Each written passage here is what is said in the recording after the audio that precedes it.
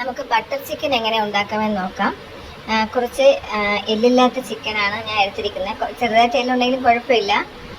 അതുപോലെ അതിലേക്ക് ginger garlic പേസ്റ്റും ഇത് കാശ്മീരി ചില്ലി പൗഡറും ഞാൻ ഇട്ട് കൊടുത്തിട്ടുണ്ട്.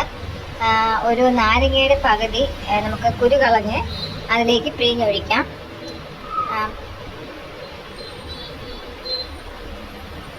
പിന്നെ നമുക്ക് കുറച്ച് ഉപ്പിട്ട് കൊടുക്കാം. ആവശ്യത്തിനുള്ള ഉപ്പിട്ട് അതൊന്ന് ഇളക്കി ഒരു അരമണിക്കൂർ റെസ്റ്റ് ചെയ്യാൻ വയ്ക്കാം. അരമണിക്കൂർ കഴിഞ്ഞ് അത് എടുത്താണത്. ഇത് നമുക്ക് കുറച്ച് ബട്ടറിൽ നമുക്കിത് അതിന് മുമ്പ് നമുക്ക് കുറച്ച് സവാള, ഒരു 3 സവാളയും ഒരു 4 തക്കാളി, കുറച്ച് പച്ചമുളക് എന്നിവ അരിഞ്ഞ് വയ്ക്കാം. പിന്നെ നമുക്ക് ബട്ടറിലാണ് നമ്മൾ ഈ ചിക്കന് പൊരിക്കുന്നത്, വറുത്ത് കൊഴുന്നത്. അത് കഴിഞ്ഞിട്ട് നമുക്ക് ഈ സവാളയും മറ്റുമെല്ലാം നമ്മൾ വഴറ്റുന്നതും തന്നെയാണ്.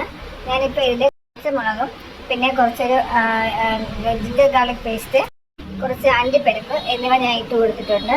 ഇത് ഒന്ന് നല്ലോണം വഴറ്റിയെടുക്കണം. ഒരു ബ്രൗൺ കളർ ആവുന്നവരെ ഒന്ന് വഴറ്റിയെടുക്കാം. നമുക്ക് കുറച്ച് ഉപ്പ് കൂടെ ഇട്ട് കൊടുക്കാം. അതൊന്ന് വഴണ്ട് വരുമ്പോൾ നമുക്ക് തക്കാളി ഇട്ട് കൊടുക്കാം. നമുക്കിനി ഇതിലേക്ക് കുറച്ച് ചില്ലി പൗഡറും കുറച്ച് ഗരം മസാലയും ഇട്ട് കൊടുക്കണം. അത് കഴിഞ്ഞ് നമുക്ക് ഒരു കുറച്ച് വെള്ളം കൂടെ ഒഴിച്ച് അതൊന്ന് വഴറ്റിയെടുക്കാം. ഇനി നമുക്കിത് അരച്ചെടുക്കാനുള്ളതാണ്. മിക്സിയിൽ ഒന്ന് നന്നായിട്ട് അരച്ചെടുക്കേണ്ടതാണ്. നമ്മുടെ ചിക്കൻ റെഡി ആയിക്കൊണ്ടിരിക്കുകയാണ്. ഇനി നമുക്കിത് അരച്ചെടുക്കാം. അരച്ചെടുത്ത് നമുക്ക് ഈ ചിക്കനിലേക്ക് ഒഴിച്ച് നമുക്ക് ഫ്രഷ് ക്രീമും കൂടെ ഒഴിച്ചു കൊടുക്കണം. അപ്പോഴത്തേക്കും നമ്മുടെ ഇത് ബട്ടർ ചിക്കൻ ഏകദേശം റെഡി ആയി കഴിഞ്ഞു. വളരെ എളുപ്പത്തിൽ ഉണ്ടാക്കാൻ പറ്റുന്നൊരു റെസിപ്പിയാണിത്, ബട്ടർ ചിക്കൻ.